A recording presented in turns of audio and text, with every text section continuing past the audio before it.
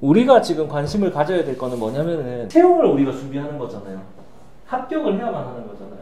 그럼 제일 중요한 게 뭡니까? 아까 제가 물어봤잖아요. 어떤 사람을 뽑을 거냐고. 뽑는다고 하더냐고. 같이 일하고 싶은 사람인데 여기서 말하는 같이 일하고 싶은 사람은 너무 포괄적 개념이고요. 결국은 인재상, 뭐 저는 KB손해보험의 인재상을 몰라요. 인재상은 똑같아요. 뭐 도전, 혁신, 창의, 뭐 열정, 고객 지향 뭐 이런 거 아닙니까? 똑같습니다. 맞아요? 100%. 100%요? 제가 내린 결론은 인재상을 알고 있는 게 무슨 의미가 있는가? 라는 생각이 들고요. 제가 생각하는 실제 그 가장 중요한 인재상은요, 존버, 그 다음에 멘탈. 존버하고 멘탈입니다. 이거 왜 그런지는 제가 뭐 생보 영업 관리 때문에 말씀을 드렸죠. 그 영상에 보시면은 왜 그런지는 그 밑에 보통은 영업 인력이 몇 명 정도 되죠. 지점마다 조금씩 차이가 있습니다. 뭐 한 작게는 30명, 많게는 한 50명 정도 되거든요. 50명의 하루 일과는 어떻게 되냐면은 아침에 모닝 미팅을 하고요. 모닝 미팅이 정말 중요하거든요. 여러 가지 전달사항, 그 다음에 뭐 개정된 것들, 뭐 경험 생명표가 개정이 됐다더라, 뭐 약관의 어떤 변경, 상품의 변경, 뭐 이런 것들을 다 소개를 하고 좀 교육을 해줘야 됩니다.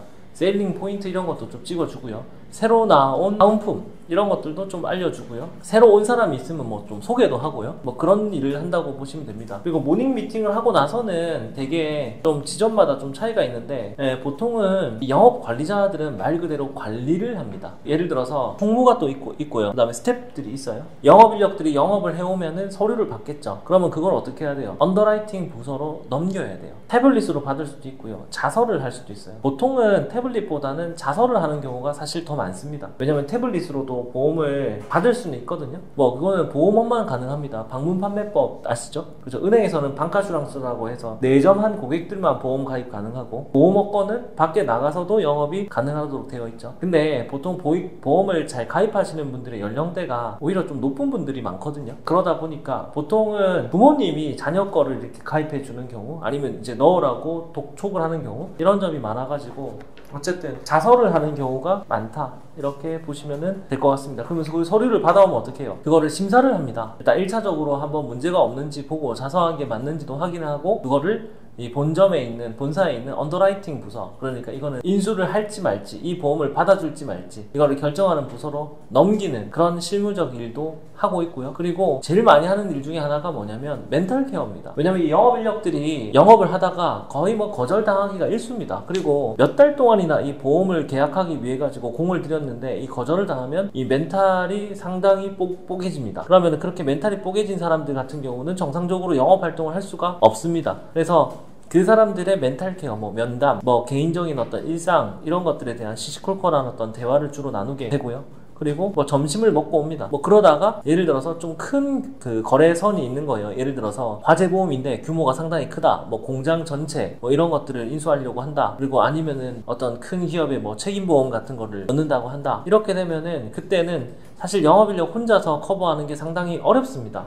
그렇기 때문에 지점장이 직접 가서 같이 그런 것들을 예외적으로 도와주는 경우가 있습니다. 지점장이 항상 가서 설계사들을 도와주기는 사실상 힘들거든요. 예, 그렇게 도와주는 경우도 있고요. 그리고 도와줄 때도 상당히 조심해야 됩니다. 왜 조심해야 되냐면은 영업인력들이 예를 들어 50명 정도 되는데 어떤 특정 설계사에게 뭔가 지원이 쏠린다 이러면은 나머지 이 설계사들이 굉장히 붕괴합니다. 그래서 그런 어떤 균형을 맞추는 것들이 굉장히 중요하고, 나의 어떤 그 행동이 다른 사람에게 어떻게 비춰질 것인가, 이런 것들을 굉장히 세심하게 살필 필요가 있는 직무입니다. 근데 사실 이게 이런 일들을 주로 하고요. 뭐 하다가 저녁이 되면은 이제 그 사람들이 영업점으로, 지점으로 돌아오는 경우가 있고요. 뭐 돌아오지 않고 바로 퇴근하는 경우도 있습니다. 그러면 이제 그 사람들이 오늘 실적 어땠는지, 뭐 오늘 무슨 일이 있었는지 이런 것도 한번 들어보고요. 영업 실적을 체크하는 것뿐만 아니라 주변에 도입 또는 리크루팅 뭐 이렇게 이야기를 하고 있는데, 도입할 사람은 있는지 없는지, 이런 것들, 이런 사람들이 있는지 없는지 좀 탐색을 합니다. 그리고 그 사람이 만약에 또 지점으로 왔다,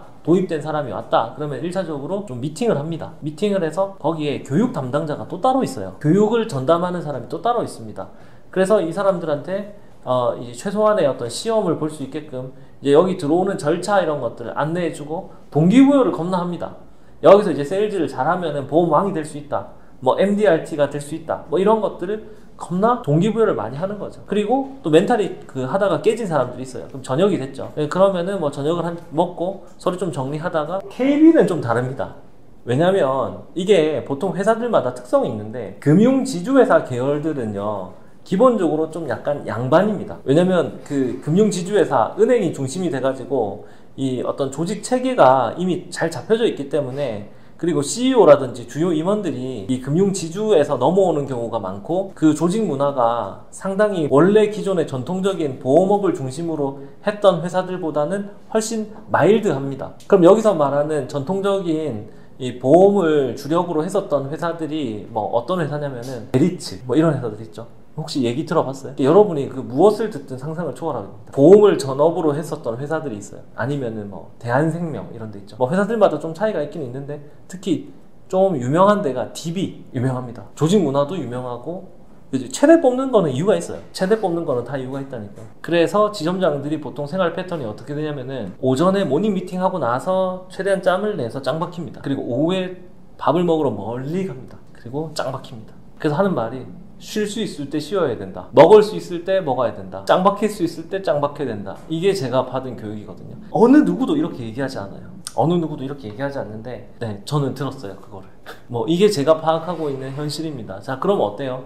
솔직히 그러면 여기서 어떤 지적 수준이라고 하는 게 많이 중요하겠어요? 지적 수준은 별로 안 중요합니다. 이거 보험회사들도 알아요. 근데 여러분들이 저 공부했어요? 이런 식으로 하잖아요? 그러면은 여러분은 안 뽑아야 될 사람 1순위입니다. 근데 또 머리도 어느 정도 필요합니다. 왜 그러냐면 여러 가지 NCS적으로 이런 걸로 봤었을 때는 스케줄링 이런 것도 해야 되고요. 우선순위를 어떻게 둘지도 해야 되고, 뭐 이런 어떤 조정 작업을 해야 되기 때문에 어느 정도 기본적인 공부머리 이런 것보다는 좀 일머리, 짱구가 좀 돌아간다, 이런 것들을 좀 어필할 필요가 있거든요. 그리고 조금 사실은 어느 정도 보면은 학력이 좀 있는 사람들도 선호했던 것들이 있었습니다. 왜 그런지 제가 말씀을 드려볼게요. 거기에 가면은 어머님들의 보통 그 회사마다 좀 차이가 있는데, 여기도 어떻게 될지 모르겠는데, 보통 연배가, 이 설계사 하시는 분들의 연배가 한 40, 50대 분들이 좀 많아요. 30대는 잘 없어요. 뭐 20대는 그냥 아예 없다고 보면 될 것 같고요. 진짜 간혹 있고 없거든요. 거의 40, 50대인데 그분들이 사실 보세요. 여러분들이 갔을 때, 지금은 나이가 조금 더 연령대가 높아지긴 했지만 보통 20대 중반에 보통 많이 들어가고, ROTC 전역하면 26에 이렇게 들어가고 이렇게 하는 경우가 많았고, 과거에는 ROTC 전역하기 전에 뽑아가고 이랬어요. 실제로 한 10년 좀 더 전만 하더라도, 10몇 년 전만 하더라도. 그래서 좀 너무 오래됐나? 제 아는 형들이 그때 들어갔거든요. 그래서 그때 같은 경우는 보면은 말을 잘 안 들어요. 40, 50대 분들이 좀 뭔가 흠 잡을 데 없는 사람들.